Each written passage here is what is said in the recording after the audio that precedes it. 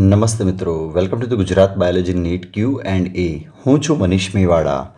તો મિત્રો, આપણે આજે ધોરણ 11નું પ્રકરણ 4 ચાલુ કરી રહ્યા છે, જેનું નામ છે મિત્રો પ્રાણી સૃષ્ટિ એટલે કે એનિમલ કિંગડમ. મિત્રો, આપણે NCERT લાઇન ટુ લાઇન ભણી રહ્યા છે. એક એક વર્ડ હું તમને સમજાવી રહ્યો છું. અને મિત્રો, નીટની એક્ઝામ આપવી હોય તો નીટના MCQs તમને ખબર હશે, તમે જૂના પેપર જોયા હશે તો મિત્રો બહુ લાંબા અને કોન્સેપ્ટયુક્ત હોય છે. એની અંદર ટાઈમિંગ બહુ ઇમ્પોર્ટન્ટ છે. અને NCERT જ્યાં સુધી ના વાંચે ત્યાં સુધી મિત્રો આ બધા કોન્સેપ્ટ ક્લિયર ના થાય. એક એક શબ્દ સમજવો જરૂરી છે NCERTનો. એટલા માટે મિત્રો આપણે NCERT ક્લિયરલી એક એક લાઇન હું તમને સમજાવું છું અહીંયા, અને દરેક કોન્સેપ્ટ પણ ક્લિયર કરાવું છું. મિત્રો, બધા જ ચેપ્ટરના વિડીયો અહીંથી જોજો. NCERT લાઇન ટુ લાઇન દરેક વિડીયો જોજો મિત્રો. 100% નીટમાં દરેક MCQ આવડશે. તો તમે મારી ચેનલ પર જો નવા હો તો આજે સબસ્ક્રાઇબ કરી દો અને બાજુમાં જે બેલ બટન છે ને ક્લિક કરો, જેથી જ્યારે પણ હું અહીંયા વિડીયો મૂકું છું NCERT લાઇન ટુ લાઇન, ત્યારે તમે તરત જ અપડેટ થાઓ અને તમે નીટ માટે તૈયારી કરી શકો મિત્રો.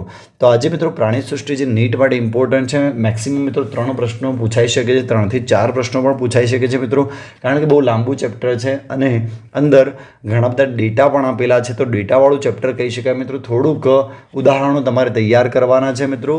ઉદાહરણો બહુ ઇમ્પોર્ટન્ટ છે આ ચેપ્ટરની અંદર. NCERT 12નું આમાંથી મિત્રો કંઈ નહીં પૂછાય, એક પણ શબ્દ NCERT 12નો નહીં પૂછાય, કારણ કે ઉદાહરણો અને ડેટા બહુ બધા છે મિત્રો એટલે, અને કેટલાક કોન્સેપ્ટ પણ જરૂરી છે કરવા. રાઈટ, તો આપણે સમજીએ મિત્રો પ્રાણી સૃષ્ટિ. રાઈટ, તો જ્યારે તમે આસપાસ જુઓ છો તો તમે વિવિધ પ્રાણીઓની જુદી જુદી રચના અને સ્વરૂપોનું નિરીક્ષણ કરો છો. એટલે તમે આજુબાજુ મિત્રો અલગ અલગ પ્રાણીઓ જોઈ શકો છો અને એની અલગ અલગ રચનાઓ, એના સ્વરૂપો અલગ અલગ તમે જોઈ શકો છો. એકદમ સિમ્પલ છે. હાલના તબક્કે પ્રાણીઓની લાખો ઉપરાંત જાતિઓ ઓળખાયેલી વર્ણવિત છે. મતલબ કે હાલના તબક્કે મિત્રો ઘણી બધી લાખો જાતિઓ આપણે શોધેલી છે અને એની વર્ણન પણ કરેલું છે. તેમના વર્ગીકરણ માટે જરૂરિયાત બધી રીતે મહત્ત્વની બને છે.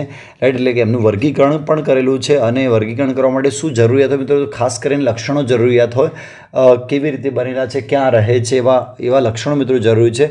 તો વર્ગીકરણ એ નવી ઓળખાયેલી જાતિઓને યોગ્ય સ્થાને મૂકવામાં પણ મદદરૂપ થાય છે. એટલે કે કોઈ પણ પ્રાણીઓના લક્ષણો જાણી લઈએ તો મિત્રો વર્ગીકરણ સરળતાથી કરી શકીએ અને એને અલગ અલગ વર્ગોમાં એને મૂકી શકીએ એના લક્ષણો પ્રમાણે મિત્રો. રાઈટ, તો વર્ગીકરણના આધારો શું હોય છે? ખાસ કરીને આપણે આગળ ભણી ચૂક્યા છીએ મિત્રો. આગળના ચેપ્ટરમાં પહેલું ચેપ્ટર અને બીજું ચેપ્ટર વર્ગીકરણ માટેના આધારો ડિટેલમાં સમજી ચૂક્યા છે મિત્રો. તો એ ચેપ્ટર જોજો. રાઈટ, તો આધારો શું હોય છે? તો વિવિધ પ્રાણીઓની રચના અને સ્વરૂપમાં તફાવતો હોવા છતાં, મતલબ બહારથી સ્વરૂપો અને રચનાઓ તમને દેખાય છે મિત્રો, એ તફાવત હોવા છતાં કોષોની કેટલીક વાર ગોઠવણી, દૈહિક સમમિતિ એટલે કે શરીરમાં સરખાપણું મિત્રો, દેહ કોષની પ્રકૃતિ એટલે કે અંદર ગુહાની રચના શું છે, પ્રકૃતિ શું છે, દેહ ગુહાને મિત્રો આપણે ડિટેલમાં સમજીશું કે દેહ ગુહા શું છે. ડિટેલમાં ચેપ્ટરમાં જ આપણે સમજવાના છે. પાચનની રીતો એટલે કે દરેક સજીવ કેવી રીતે પાચન કરે છે. પરિવહન એટલે કે મિત્રો રુધિરાભિસરણ તંત્ર કે શરીરમાં પરિવહન તંત્ર કેવું ચાલે છે. અને પ્રજનન તંત્રો જેવા પાયાના લક્ષણો, આ બધા મિત્રો આ લક્ષણો છે, વર્ગીકરણના આધારો છે. રાઈટ, કે આના આધારે કે કયું પ્રાણી કેવું પરિવહન કરે છે, કેવું પ્રજનન કરે છે, કેવી પ્રકૃતિ કરે છે, કેવી દેહકોષ્ઠની પ્રકૃતિ છે, કેવી દૈહિક સમમિતિ છે, આના આધારે મિત્રો પ્રાણીઓને આપણે અલગ અલગ વર્ગોમાં મૂકી શકીએ છીએ. તો આ લક્ષણો સ્વતંત્ર સજીવોના સંબંધમાં એકરૂપ સરખાપણ છે અને પ્રાણી વર્ગીકરણના આધાર તરીકે અને તેમાંના કેટલીક અહીંયા ચર્ચા કરવામાં લક્ષણોમાં ઉપયોગી છે. તો મિત્રો આ લક્ષણો જે મેં તમને હમણાં કીધા એ બધા લક્ષણો મિત્રો કેટલાક પ્રાણીઓમાં સરખા છે, કેટલાકમાં અલગ અલગ છે. રાઈટ, તો આવા લક્ષણોને આધારે આપણે વર્ગીકરણ કરીએ છીએ મિત્રો. રાઈટ, તો આ પાયાના વર્ગીકરણના આધાર છે. તો આવા જ લક્ષણો નીચે મિત્રો ચર્ચા કરેલી છે કે આ લક્ષણો કયા છે. તો આપણે લાઇનસર બધા લક્ષણો જોવાના છે. એમાં પહેલું લક્ષણ છે મિત્રો આયોજનના સ્તરો, કે પ્રાણીઓનું આયોજન કેવી રીતે થયેલું હોય છે, પ્રાણીઓ કેવી રીતે બનેલા હોય છે. કેટલાક પ્રાણીઓ મિત્રો ખાલી ફક્ત કોષોના બનેલા છે, કેટલાક પ્રાણીઓ પેશીના બનેલા છે, કેટલાક પ્રાણીઓ મિત્રો અંગોના બનેલા છે અને કેટલાક પ્રાણીઓ અંગતંત્ર ધરાવે છે મિત્રો ટોટલી. રાઈટ, તો આવા આયોજનના સ્તરો મિત્રો આપણે આ પહેલું લક્ષણ આજે ભણવાનું છે. આપણું પાઠ ફરીથી કહું છું, પ્રાણી સૃષ્ટિ છે. આખા પાઠની અંદર મિત્રો પ્રાણીઓ વિશે વાત કરવાની છે કે એના અંદર કેવી રીતે વર્ગીકરણ થયેલું છે પ્રાણીઓનું અલગ અલગ લક્ષણોને આધારે. તેમાં આપણે આ પહેલા 2 પેજ છે મિત્રો, આ ચેપ્ટરના પહેલા 2 પેજ એ બહુ અત્યંત ઇમ્પોર્ટન્ટ છે. કે જેની અંદર બધા લક્ષણો તમને ડિટેલમાં સમજાવવામાં આવેલા છે. અને પછી મિત્રો જે પ્રાણીઓના વર્ગીકરણ કરવામાં આવેલા છે એમાં આ બધા લક્ષણો વારંવાર આવશે, એટલે એ વખત ફરીથી નહીં ભણવું પડે મિત્રો. તો પહેલાં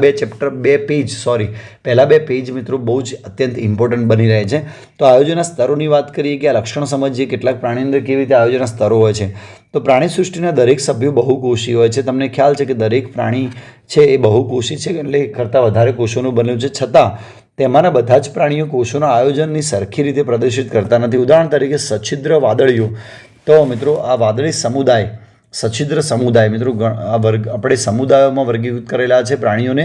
તો એમાં પહેલું છે મિત્રો વાદળી સમુદાય. હું શોર્ટમાં અહીંયા લખું છું મિત્રો કે પહેલું સમુદાયની વાત કરીએ તો મિત્રો સછિદ્ર, રાઈટ. આ સછિદ્ર સમુદાય છે પહેલો મિત્રો, એટલે કે એને વાદળીનો સમુદાય પણ કહેવામાં આવે છે, રાઈટ. આમ તો વાદળી એક ઉદાહરણ છે, પણ વાદળીઓના સમુદાય તરીકે પણ ઓળખવામાં આવે છે. તો આ પ્રાણીઓમાં કોષો શિથિલ રીતે ગોઠવાયેલા હોય છે કે કાર્યની દ્રષ્ટિએ એકબીજા સાથે જોડાયેલા હોતા નથી, એટલે કે તેઓ આયોજન કોષીય સ્તર પ્રદર્શિત કરે છે. એટલે મિત્રો આ બધા પ્રાણીઓ છે ને, આ બધા પ્રાણીઓ ફક્ત કોષીય આયોજન સ્તર રજૂ કરે છે. મતલબ કે અહીંયા મિત્રો કોષોમાંથી પેશીઓ નથી બનેલી હોતી, કારણ કે આની અંદર મિત્રો શું હોય છે કે કોષો છે એમના કાર્યો, કોષોના કાર્યો બધા અલગ હોય છે. કાર્યોની દ્રષ્ટિએ એકબીજા સાથે કોષો કાર્યોની દ્રષ્ટિએ એકબીજા સાથે જોડાયેલા હોતા નથી. હોતા મિત્રો, આ યાદ રાખજો, જોડાયેલ હોતા નથી, રાઈટ. અને બીજું શિથિલ ગોઠવણી હોય છે કોષોની મિત્રો, યાદ રાખજો કેવી ગોઠવણી હોય છે, શિથિલ. એટલે મિત્રો કોષીય રચના ધરાવે છે, કોષીય આયોજન સ્તર ધરાવે છે. એટલે કોષોમાંથી પેશીઓ નથી બનતી, એકલા કોષો જ હોય છે અને દરેક કોષ પોતાનું અલગ અલગ કાર્ય કરે છે, રાઈટ. તો કોષો વચ્ચે કાર્યની દ્રષ્ટિએ કેટલાક વિભાજનો થાય છે, એટલે કે મિત્રો દરેક કોષ પોતાનું અલગ કાર્ય કરે છે અને કાર્યની દ્રષ્ટિએ બધા એકબીજાથી વિભાજિત થયેલા છે, એટલે કે કોષો ભેગા મળીને મિત્રો પેશી નથી બનાવતા. આનું ઉદાહરણ મિત્રો વાદળી છે. આગળ જઈને મિત્રો સછિદ્ર સમુદાય ડિટેલમાં સમજીશું, પણ આ લક્ષણ ખાલી જાણી લો કે અહીંયા કોષો ભેગા મળીને પેશી નથી બનાવતા, દરેક કોષો અલગ કાર્ય કરે છે. એટલા માટે આનું આયોજન સ્તર મિત્રો કોષીય સ્તર આવશે મિત્રો, યાદ રાખજો. તો સછિદ્ર જ્યાં આવે ત્યાં આયોજન સ્તર યાદ રાખવાનું, કોષીય સ્તર. તો નીટ માટે આટલા શબ્દો ઇમ્પોર્ટન્ટ છે મિત્રો. કોષીય સ્તર આયોજન કોની વાત કરી છે મિત્રો? સછિદ્રની વાત કરી છે, વાદળીની વાત કરી છે. ઓકે, નેક્સ્ટ જોઈએ મિત્રો બીજું લક્ષણ આયોજન સ્તરની વાત કરીએ તો બીજા પ્રાણીની વાત કરીએ તો કોષ્ઠાંત્રીઓમાં મિત્રો આ કોષ્ઠાંત્રી સમૂહ છે. તો બીજું વાત કરીએ છીએ નંબર 2 કોષ્ઠાંત્રી, રાઈટ. નંબર 2. નંબર 1 મિત્રો આપણે ભણ્યા સછિદ્રમાં કોષીય આયોજનો છે, બધા જ કોષો એકબીજાના કાર્યોથી અલગ હોય છે. તો કોષ્ઠાંત્રી કોષોની ગોઠવણી વધુ જટિલ હોય છે. અહીંયા કોષોની ગોઠવણી મિત્રો યાદ રાખજો, કોષોની ગોઠવણી કેવી હોય છે? જટિલ હોય છે. ક્લિયર? તો યાદ રાખજો, અહીંયા ક્લિયરલી એક લાઈન લખેલી છે, મતલબ કોમ્પ્લેક્સ હોય છે, એકબીજા સાથે ગાઢ જોડાયેલા હોય છે.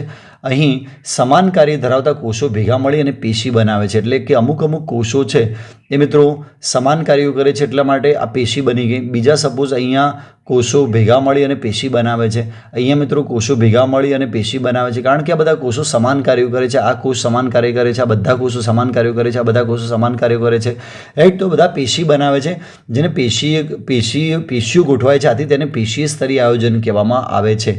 તો આને મિત્રો શું કહીશું? પેશીય સ્તરીય આયોજન. પેશીય સ્તરીય. તો આના અંદર મિત્રો યાદ રાખવાનું સ્તરીય આયોજન, પેશી સ્તરીય આયોજન. પહેલું તો મિત્રો કોષીય સ્તરીય આયોજન, અહીંયા છે પેશી સ્તરીય આયોજન. એટલે મિત્રો પેશીઓ ભેગા મળીને અહીંયા અંગો નથી બનાવતી, યાદ રાખજો, કોષ્ઠાંત્રી સમુદાયના પ્રાણીઓની અંદર. ઓકે, તો આ બહુ ઇમ્પોર્ટન્ટ છે મિત્રો. કોષ્ઠાંત્રી સમુદાય ડિટેલમાં આપણે સમજવાના છીએ, એના ઉદાહરણો પણ જોઈશું મિત્રો આપણે. પણ હાલ એટલું યાદ રાખો મિત્રો, કોષોની અહીંયા ગોઠવણી છે એ જટિલ હોય છે, બહુ ઇમ્પોર્ટન્ટ છે. શબ્દો બહુ ઇમ્પોર્ટન્ટ છે નીટ માટે. તો જટિલ એટલે કોમ્પ્લેક્સ હોય છે. કેમ જટિલ હોય છે મિત્રો? કારણ કે આ બધા કોષો છે એક જ જેવા કાર્યો કરતા હોય અને જટિલ બની અને મિત્રો પેશી બનાવે છે. તો મિત્રો આ એક પેશી છે, આ બીજી પેશી છે, રાઈટ. આમ અલગ અલગ પેશીઓ ખાલી ગોઠવાયેલી હોય છે, ભેગા થઈને અંગો નથી બનાવતા અને અલગ અલગ પેશીઓ પોતાના અલગ કાર્યો કરે છે. ઓકે, નેક્સ્ટ જોઈએ મિત્રો આયોજનના ઉચ્ચ સ્તરોમાં, દાખલા તરીકે પૃથુકૃમિ અને બીજા ઉચ્ચ સમુદાયના સભ્યો, રાઈટ. ફરીથી હવે નેક્સ્ટ સમુદાયની વાત કરવામાં આવે છે મિત્રો, પૃથુકૃમિ, રાઈટ. પૃથુકૃમિ અને કેટલાક બીજા પણ મિત્રો સમુદાય છે, આપણે આગળ જોઈશું. બીજા ઉચ્ચ કક્ષાના સમુદાયમાં અંગ સ્તરીય આયોજન જોવા મળે છે મિત્રો, યાદ રાખજો, અંગ સ્તરીય. એટલે હવે મિત્રો શું થશે કે આપણે જોયું હતું કે આ કોષો હતા, એ કોષો આ રીતે અલગ અલગ કોષો હતા મિત્રો, અને આ કોષો ભેગા મળીને પેશીઓ બનાવતા હતા, રાઈટ. કોષ્ઠાંતરની અંદર પેશીઓ બનાવતા હતા. આ રીતે મિત્રો આ પેશીઓ છે, જુઓ મિત્રો, અલગ અલગ પેશીઓ છે જે અલગ અલગ કાર્ય કરે છે. હવે મિત્રો કેટલીક પેશીઓ ભેગી થઈ અને અંગ રચે છે. દાખલા તરીકે હું ચોરસ કરું છું, આ એક અંગ બની ગયું મિત્રો, આ એક અંગ બની ગયું, રાઈટ. આ રીતે બે અંગો બન્યા, અલગ અલગ પેશીઓ ભેગા થઈને મિત્રો, તો આને અંગસ્તરીય આયોજન કહેવાશે મિત્રો. યાદ રાખજો કે પૃથુકૃમિની અંદર એક શબ્દ યાદ રાખવાનો છે, અંગસ્તરીય આયોજન. ઓકે, જ્યાં પેશીઓ ચોક્કસ કાર્ય માટે ભેગી મળી અને અંગોની રચના કરે છે. એટલે મિત્રો હવે આ અંગ કોઈ ચોક્કસ કાર્ય કરવાનું છે તો આ બે પેશીઓ ત્યાં સંકળાયેલી છે, રાઈટ. તો કોઈ ચોક્કસ કાર્યો ભેગા મતલબ કોઈ ચોક્કસ કાર્ય કરવાનું છે ને એના માટે આ પેશીઓ મિત્રો અંગો બનાવે છે. તો અહીંયા અંગસ્તરીય આયોજન કહેવાશે મિત્રો. અંગતંત્રો નથી બનતા, ખાલી મિત્રો ઓર્ગન બન્યા છે. આ મિત્રો અંગ છે, યાદ રાખજો, અંગ છે. દાખલા તરીકે અંગ તરીકે તમે વાત કરો તો દાખલા કે હૃદય એક અંગ છે, ફેફસું એક અંગ છે મિત્રો. તો આ અંગો બન્યા છે. અંગોની અંદર ઘણી બધી પેશીઓ આવેલી હોય શકે છે મિત્રો, યાદ રાખજો. તો અહીંયા અંગો ક્લિયર છે. અંગોની અંદર ઘણી બધી પેશીઓ છે જે એક ચોક્કસ કાર્ય માટે ભેગી થઈ છે મિત્રો, યાદ રાખજો. ઓકે, તો અહીંયા અંગસ્તરીય આયોજન છે. બીજું મિત્રો, નુપુરક, સંધિપાદ, મૃદુકાય, શૂળત્વચી અને મેરુદંડી જેવા પ્રાણીઓ. તો આ મિત્રો સમુદાય બધા આપણે પાછળ ભણવાના છે, પણ અત્યારે યાદ રાખવાનું નુપુરકનું ઉદાહરણ પણ આવશે મિત્રો. તો પરીક્ષામાં ડાયરેક્ટ નુપુરકનું ઉદાહરણ પૂછ્યું કયું આયોજન સ્તર છે તો પણ તમને ખબર હોવી જોઈએ. તો પાછળથી બધા ઉદાહરણો ભણવાના છે આપણે ડિટેલમાં મિત્રો. તો નુપુરક, સંધિપાદ, મૃદુકાય, શૂળત્વચી અને મેરુદંડી જેવા પ્રાણીઓ અંગો કે કાર્યકીય તંત્રોના સ્વરૂપમાં એકત્રિત થયેલા હોય છે તથા દરેક તંત્ર ચોક્કસ દેહધાર્મિક કાર્ય સાથે સંકળાયેલ છે. આ પ્રકારની રીતને અંગતંત્ર સ્તરીય આયોજન કહેવામાં આવે છે. તો મિત્રો ચોથા નંબરનું આપણે ભણવાનું છે અંગતંત્રીય આયોજન, તંત્ર સ્તરીય આયોજન, રાઈટ. તો અહીંયા શું થાય છે મિત્રો કે આ બધા અંગો છે એ ભેગા મળી ઘણા બધા અંગો ભેગા મળીને મિત્રો અંગતંત્ર રચે છે. અંગતંત્ર દાખલા તરીકે હું એમ કહું તમને કે રુધિરાભિસરણ તંત્ર, તો એની અંદર મિત્રો અંગો સંકળાયેલા છે, હૃદય છે, વાહિનીઓ છે, રુધિર છે, રાઈટ. તો રુધિર પેશી સંકળાયેલી છે, રુધિર વાહિનીઓની પેશીઓ સંકળાયેલી છે, મતલબ રુધિર વાહિની અંગ પણ સંકળાયેલું છે, હૃદય અંગ પણ સંકળાયેલું છે. તો ઘણા બધા અંગો ભેગા મળીને મિત્રો અંગતંત્રો બનાવે છે. યાદ રાખજો, અંગોમાંથી શું બનશે મિત્રો? તો અંગોમાંથી મિત્રો અંગતંત્ર બને છે. તો આને અંગતંત્રીય આયોજન કહેવાય. એકદમ સિમ્પલ છે મિત્રો. અહીંયા આ ઉચ્ચ કક્ષાના મતલબ સજીવો છે જેમાં અંગતંત્રો બનેલા છે. જેમ કે મનુષ્ય મિત્રો, આપણે પણ બધા અંગતંત્રીય આયોજન સ્તર ધરાવે છે, જેમાં બધા જ ઉદાહરણ આવી ચૂક્યા છે મિત્રો. નુપુરક, સંધિપાદ, મૃદુકાય, શૂળત્વચી અને મેરુદંડી. મિત્રો આપણે બધા મેરુદંડીમાં આવશું. તો મિત્રો આપણે બધા જ શું ધરાવીએ છીએ? ફરીથી કહું છું, અંગતંત્રીય આયોજન ધરાવીએ છીએ, રાઈટ. તો ક્લિયરલી તમને સમજાઈ ગયું છે કે અંગતંત્રીય આયોજન સ્તર શું છે. ઓકે, તો પ્રાણીઓમાં જુદા જુદા સમૂહોના અંગતંત્રો વિવિધ રીતે જટિલતા પ્રદર્શિત કરે છે. હવે અંગતંત્રોમાં પણ જટિલતા હોય છે મિત્રો. ઉદાહરણ તરીકે પૃથુકૃમિના પાચનતંત્રમાં મુખદ્વાર અને મળદ્વાર બંને માત્ર એક જ સામાન્ય દ્વાર મારફતે દેહની બહાર ખુલે છે. એટલે કે ઉદાહરણ તરીકે પૃથુકૃમિ યાદ રાખજો કે પૃથુકૃમિના અંદર શું હોય છે? પૃથુકૃમિ કે એની અંદર જે પાચન માર્ગ હોય છે એક જ બાજુ ખુલ્લો હોય છે મિત્રો, એટલે કે મુખ દ્વારા જ ઓપન હોય છે, નીચે મળદ્વાર મિત્રો હોતો નથી. તો આને અપૂર્ણ પાચન માર્ગ કહેવામાં આવે છે. પાછળથી બંધ હોય છે મિત્રો, એટલે આપણે એને કહીશું અપૂર્ણ પાચન માર્ગ, રાઈટ. પાચન માર્ગ. તો મિત્રો અંગતંત્રોમાં પણ જટિલતા જોવા મળે છે. તો પૃથુકૃમિની અંદર બીજા કેટલાક સમુદાયની અંદર આવું હોય છે મિત્રો. હાલ અહીંયા ઉદાહરણ યાદ રાખજો. પૃથુકૃમિની અંદર પાચનતંત્રમાં મુખદ્વાર અને મળદ્વાર બંને માત્ર એક જ સામાન્ય દ્વાર મારફતે દેહની ખુલે છે. એટલે કે માની લો કે આ એક જ માર્ગ છે, બીજું પાછળથી મિત્રો બંધ છે, રાઈટ. તો આવું પાચન માર્ગને અપૂર્ણ પાચન તંત્ર કહેવામાં આવે છે. સંપૂર્ણ પાચન તંત્રમાં મુખદ્વાર અને મળદ્વાર એમ બંને અલગ અલગ ખુલતા હોય છે, રાઈટ. તો દાખલા કે મનુષ્યની અંદર વાત કરું તો મુખદ્વાર અને મળદ્વાર બંને આવેલા છે મિત્રો, રાઈટ. તો કેટલાક સમુદાયના પ્રાણીઓની અંદર મુખદ્વાર અને મળદ્વાર બંને ઓપન હોય છે મિત્રો, રાઈટ. દાખલા તરીકે મુખદ્વાર અને પાછળ મિત્રો જે છે એ મળદ્વાર મિત્રો બંને ઓપન હોય છે. તો આ સંપૂર્ણ પાચનતંત્ર છે. આવા પાચનતંત્રને આપણે શું કહીશું મિત્રો? સંપૂર્ણ પાચનતંત્ર. ક્લિયર? તો કેટલાક પ્રાણી અંદર એવું હોતું નથી મિત્રો. કેટલાક પ્રાણી અંદર ખાલી એક જ માર્ગ હોય છે, ઉત્સર્જનનો પણ એક જ માર્ગ હોય છે અને ખોરાક ગ્રહણ કરવાનો પણ એક જ માર્ગ હોય છે. એટલે મુખદ્વાર અને મળદ્વાર બંને મિત્રો એક જ હોય છે, રાઈટ. બંને હોતા નથી. એટલા માટે એને બે ભાગોમાં વિભાજિત કર્યા છે. કેટલાક પ્રાણીઓ એ સંપૂર્ણ પાચન માર્ગ ધરાવે છે અને કેટલાક પ્રાણીઓ છે મિત્રો એ અપૂર્ણ પાચન માર્ગ ધરાવે છે. તો આ પણ એક લક્ષણ છે મિત્રો, બહુ યાદ રાખજો. અંગતંત્રનું લક્ષણ છે. અંગતંત્રોમાં જટિલતા જોવા મળે છે. It is very most important. બીજું મિત્રો, પરિવહન તંત્ર પણ આ રીતે બે પ્રકારનું હોય છે.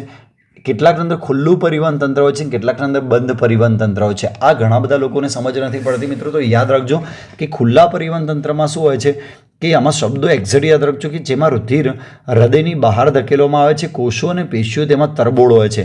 એટલે કે મિત્રો અહીંયા છે ને જે દાખલા તરીકે હું તમને અહીંયા ચિત્ર દોરીને સમજાવું તો તમને વધારે ખ્યાલ આવે. તો છેલ્લા 2 ફકરા આપણે સમજવાના છે મિત્રો ડિટેલમાં.